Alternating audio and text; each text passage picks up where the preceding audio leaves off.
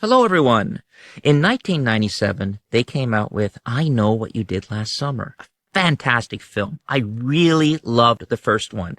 And the second one was okay. That came out in 1998. It was okay. But 28 years later, they made a sequel to the 1997 film. But there's indications that the 1998 film happened as well because of the credit scene at the end. So I'm actually really looking forward to another sequel of I Know What You Did Last Summer. Now, what this movie is about, 28 years later, you see Southport again. No one wants to talk about the Southport massacre that happened in 97. No one wants to talk about it. Like it didn't exist. It was a nice place to live, and that's how they want it. It was this person with a coat, a hat that looked like a fisherman with a hook. No one wanted to talk about those murders. So now it's 28 years later, and Avi is coming home to Southport to celebrate her friend's wedding. She hasn't seen her friend in a while. Maybe they talked on the phone and text occasionally, but she's coming home to see her old friends. She comes to Southport to see her old friends, and she's happy to see them. And now they decide to do something they haven't done in a long time. Go and see the fireworks because it's the 4th of July at this nice spot. So they decide to go to this nice spot to see it. And as they're about to get into a van, all four of them, to go to this nice spot, they see somebody else, and she's working. And they talk about her a little bit, how her father took her inheritance and took off, so she couldn't leave Southport and go to college or university as she originally planned. So they decide to ask her to come because she was part of the group in high school back in the day. She was hesitant to go because she had to work, but her other worker friend there says, I can finish this up. You go with your friends. So the character development is really written well. And the person who written this and directed it is Jennifer Caton Robertson. Now, all these actresses and actors I've never seen before, except the two people who survived the 1997 massacre. Yes, they're in this film, and it's executed well on how they get involved in this movie. I really liked it. A lot of people didn't like the twist at the end, and obviously I'm not going to tell you the end, and I'm not going to tell you how these two people get involved with helping. But now what happens as they're heading down that windy road? Now, I highly recommend for you to watch the 1997 film and the 1998 film because that is a sequel as well. Those films, both of those films to me need to be watched before you watch this one. So if you go into watching this one that was made 28 years later, yeah, you're going to understand it. But you're going to have more of an impact of what happened to these characters in 1997 if you watch the first one.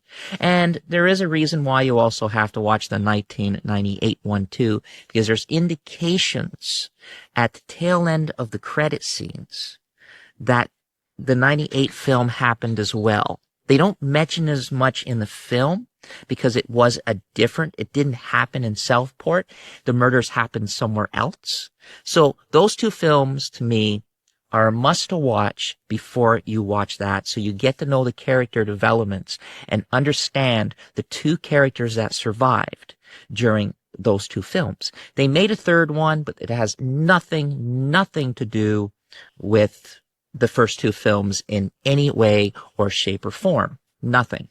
So now they're going down this windy road. They pull over for a bit, and one of them gets out, and they're acting kind of silly. A car goes around the road and sees the guy, and then now he's hanging.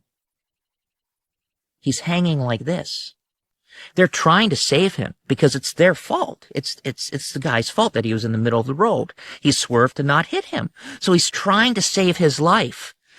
Or her life. He's trying to save this person's life. It's a he or her. I always say he, so it could have been a her. He tries to save them. Could have been a them. Now, they couldn't The car went over. Now, at that point of time, they're like, they don't want to get involved, but they do call the ambulance and they come, but the person died, or people died in the car. They will tell you that very quickly of who died. So they call, but one of them wants to go to the police and say what happened. It was an accident. We tried to save them, but they don't want to say anything. They don't want their lives ruined. One of the friends has a father that's rich, so he covers up everything. And he's also the one that's been covering up the Southport massacre for years that happened in 1997. I like the fact this is 28 years later. I like the fact that this can happen because that is a deadly road, just in general. Accidents happen there all the time. So it got brushed under. Now, so a year goes by. And now she's invited back to see her friends again. Avi is invited back to see her friends again. Avi was invited to go and see her friends on that time, and now she's invited back. But now as she's on the plane, she meets this blogger that blogs murder mysteries and murders and massacre, and she's going to Southport to get information that she finds out later on no one wants to talk about that at all. So as they go back, they get the note. I know what you did last summer. That's why you need to watch the first one. Now the killings start. And the killings to me are fantastic. I actually really enjoy the killings. I think the killings are a lot of fun. Now, a lot of people compare this to Thanksgiving. Going Thanksgiving, the killings were way better. They were gorier. They were better. Yeah, I agree. Thanksgiving was a great film. If you've never seen Thanksgiving, a slasher film that they are making a sequel to, was absolutely fantastic. Now, there was a dream sequence in this movie that I would say I wasn't sure if it was needed, but it was a fun dream sequence, especially if you saw the 1997 film. Now, this film is really good. And now they have to figure out who the killer is, or the killer will kill them.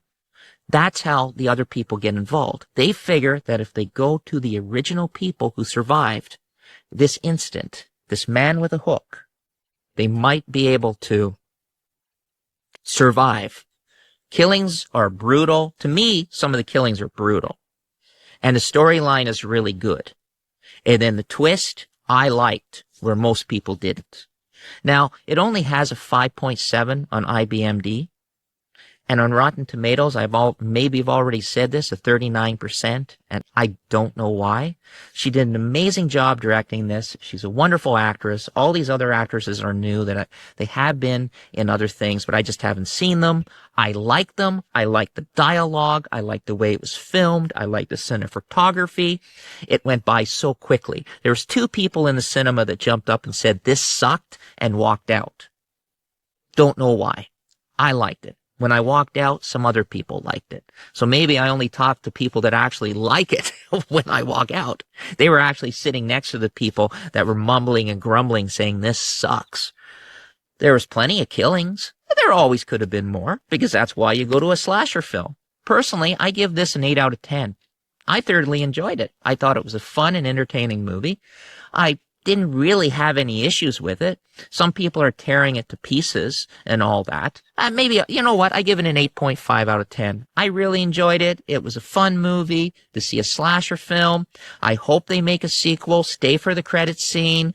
And there's some really good scenes and good cinematography. All right, everyone. Bye for now. Have an incredible day. And some good laughs in this, too. I thought there was anyway, especially if you watch the 1997 film. I recommend watching that and the 98 film before you watch this one. Bye for now. Have an incredible day. Check out my movie reviews, food reviews, and much more. And thanks again for watching. And bye for now, everyone.